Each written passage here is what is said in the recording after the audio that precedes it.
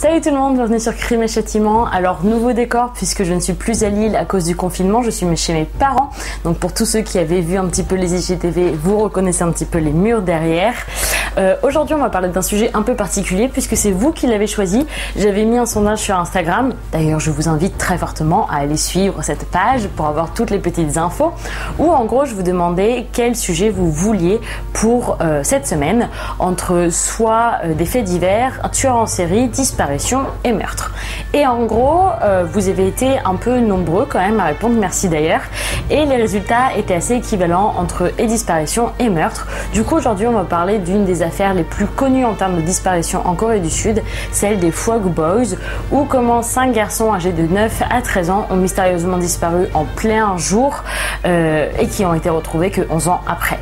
Sans plus tarder, on est vendredi, c'est l'heure du crime, générique.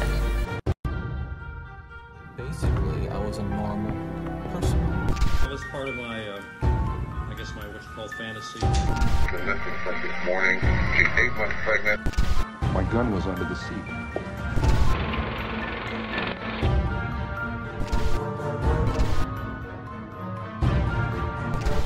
Alors on avait déjà parlé de la Corée du Sud sur Instagram avec Yoo Yong-chul qui était l'un des tueurs en série les plus connus et les plus prolifiques à l'époque en Corée. Aujourd'hui on va parler d'une histoire de disparition où comment 5 enfants ont un peu mystérieusement disparu en pleine journée et vraiment c'est l'un des mystères les plus incompréhensibles on va dire de la nation et ça a pris des proportions énormes. Donc le 26 mars 1991, 5 enfants disparaissent. Alors je vais sûrement écorcher les noms. Donc Chol-won, Oh-yeon, Jong-sik, Yeong-gu et Chan-in. En fait, ces 5 garçons, ils habitaient dans un village juste à côté de Daegu, qui est quand même une ville assez importante en Corée du Sud, et ils étaient super proches. Vraiment, c'était comme des frères. L'un des pères les considérait comme les 5 mousquetaires, donc ils étaient très très proches. Et en fait, le 26 mars, c'est une journée un peu particulière puisque c'est les élections locales en Corée, donc tout tourne un petit peu en ralenti. Ça fait en plus un peu écho avec l'actualité qu'on a en ce moment, c'est vrai. Et c'est une journée fériée et du coup les garçons à 9h du mat ils décident de partir dans la montagne à côté pour aller chasser des œufs de salamandre et non pas des œufs de grenouille comme le laisse entendre le surnom Frog Boys, et ils connaissent très très bien le terrain, il n'y a vraiment aucun souci, les parents sont plus que confiants. Donc les enfants partent à bicyclette sur le mont Hwaryong et en fait c'est une montagne où il est facile de se perdre, mais étant donné qu'ils ont tellement l'habitude de partir dans cette forêt là que vraiment il n'y a aucun souci. Et en fait, à 13h, le club de taekwondo d'un des garçons appelle son père pour lui dire que son fils n'est pas venu à son cours. Et en fait, on se rend compte qu'aucun des 5 n'est revenu. Donc, on se dit, il n'y a pas de souci. Si ça se trouve, ils ont été un petit peu submergés par ce qu'ils étaient en train de faire. Ils n'ont pas vu le temps passer. Donc, les parents partent dans la colline, font une première battue pour voir s'ils peuvent pas les retrouver, peut-être un peu les gronder et les ramener à la maison. Le problème, c'est qu'on les revoit pas, on les trouve pas.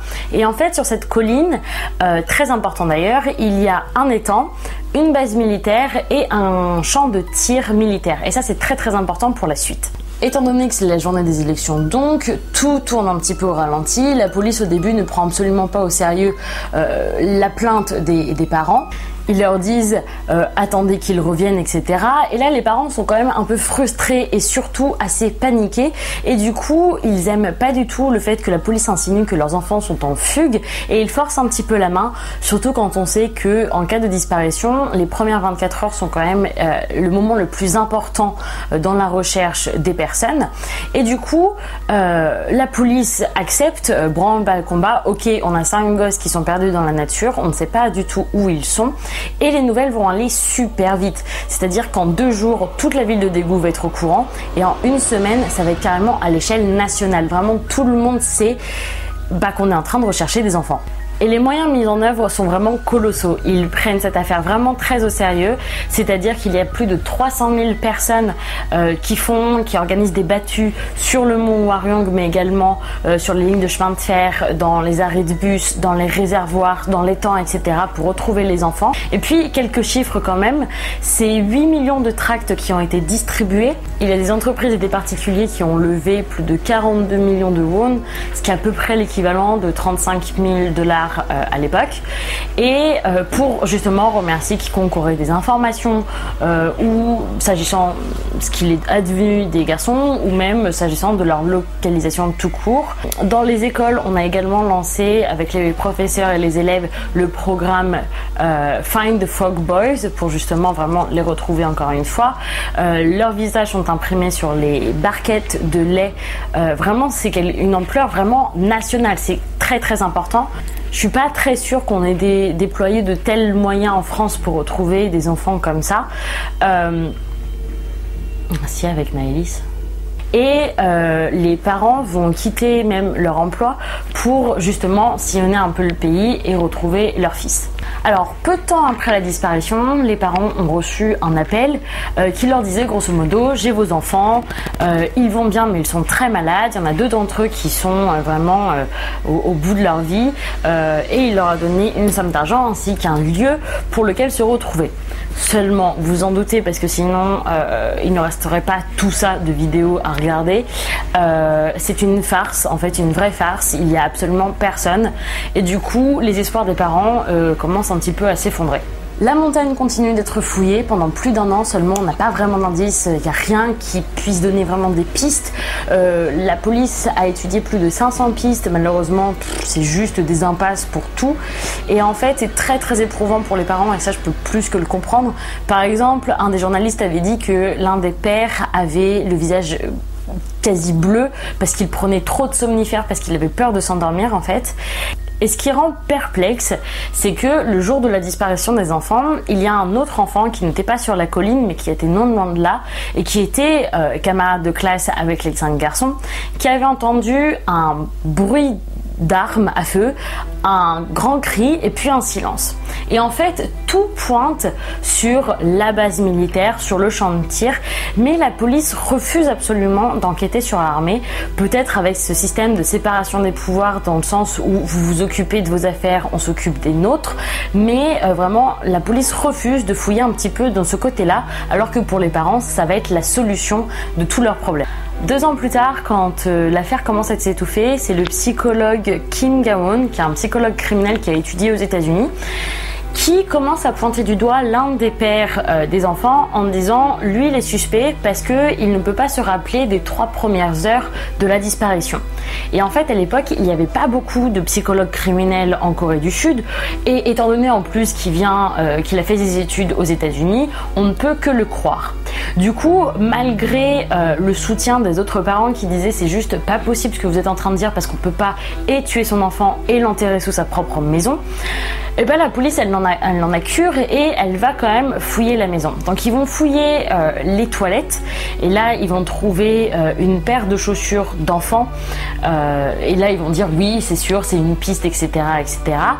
Et ils vont également fouiller et creuser sous les dalles de la maison. Donc la maison est véritablement en ruine, le père est au bout de sa vie vraiment et en fait c'est plus que éprouvant pour la famille parce qu'il y a tous les médias qui viennent vraiment avec leur caméra documenter n'importe quelle réaction et il y a également tous les voisins qui sont à côté qui viennent un petit peu dans une sorte de curiosité morbide observer la scène.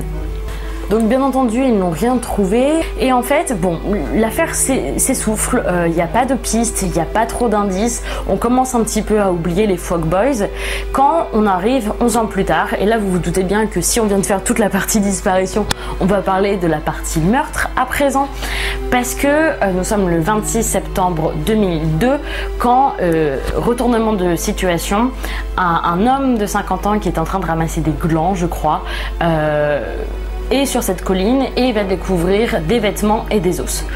Bien vite, les corps vont être identifiés, vont être découverts. Et dès le départ, ça va être très compliqué de rechercher des traces d'ADN ou des indices parce qu'il y a énormément de monde sur place. Il y a les journalistes, il y a les parents, il y a limite tout le village entier qui est là en fait parce que la nouvelle a fait énormément de bruit.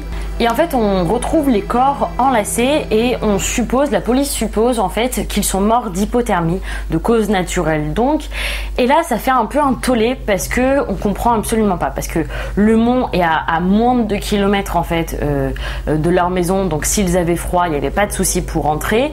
Ils ont disparu en plein jour, les parents ne l'avaient pas retrouvé à ce moment-là, ni la police quand elles étaient venues sur les lieux.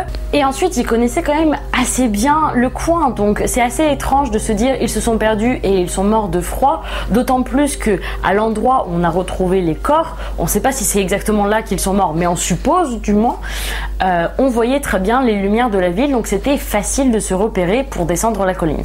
D'autant plus que, vu le nombre de battus, et il y a même eu une sorte de débroussaillage en 98, je crois, donc avec tout ce passage de volontaires pour retrouver les enfants, on aurait forcément retrouvé leur squelette bien avant. Du coup, on va attendre les analyses qui vont démontrer en fait que les garçons étaient attachés et qu'ils avaient été frappés potentiellement avec un objet pointu, donc là on pense à une sorte de tournevis ou quelque chose comme ça, et en fait il y avait des trous dans leur crâne, et au moins un des enfants avait été victime d'une blessure par balle, et en fait leur crâne était tapissé de mousse à l'intérieur, ce qui laissait sous-entendre qu'en fait ils avaient été enterrés et le jeu de la pluie, la rivière, l'eau, etc.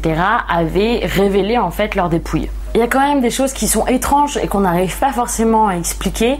L'un des garçons avait un pantalon retourné sur les épaules, d'autres avaient leurs manches attachées, et en fait quand on a défait le nœud, on a trouvé des cartouches vides et des balles non utilisées. Et du coup la police ne va pas plus loin, elle dit non, c'est une cause d'hypothermie. Basta cosy, on va pas chercher plus loin, et en fait ils ont pas fait tous les prélèvements qu'ils auraient pu faire dans le cadre d'un meurtre. Du coup on a vraiment pas beaucoup d'informations sur ce qu'il a pu se passer, et tout pointe quand même sur un accident de chasse. Les impacts par balles qu'on aurait pu retrouver, les balles même dans leurs vêtements et tout, mais la police ne veut rien entendre. Et en fait les experts, et attention ça peut être un petit peu technique, les experts ont expliqué que si, comme dans le cas d'hypothermie, si un enfant en fait meurt sur la terre, le jeu de la décomposition et des animaux sauvages vont faire qu'en fait les os vont être détachés. Si un cadavre, un corps est enterré, les os vont rester liés. Et là en fait quand on a découvert les corps, les os étaient liés. Donc en fait on pense, toute la théorie c'est qu'il y avait eu un accident de chasse et qu'on les a enterrés pour essayer de les cacher, d'où la raison pour laquelle on n'avait jamais pu le trouver quand on faisait les battues, etc.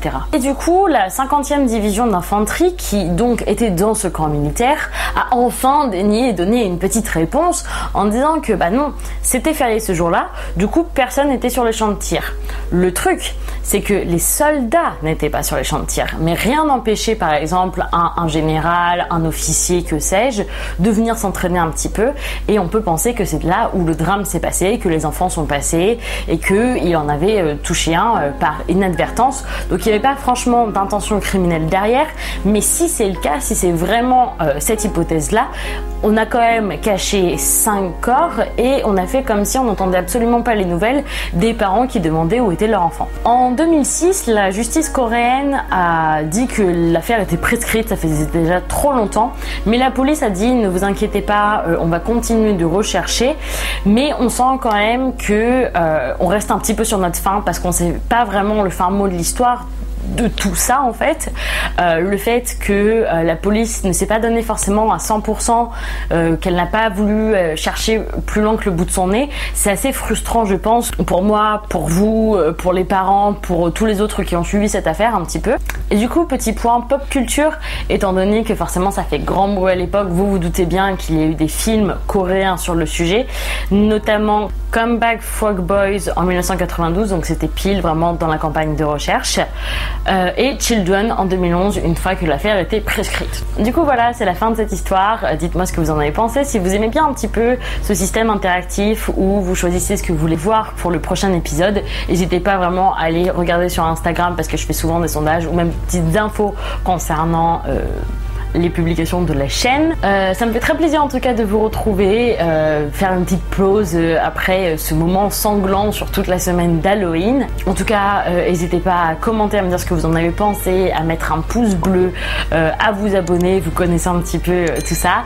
Faites attention à vous surtout, et puis on se retrouve la semaine prochaine. Ciao!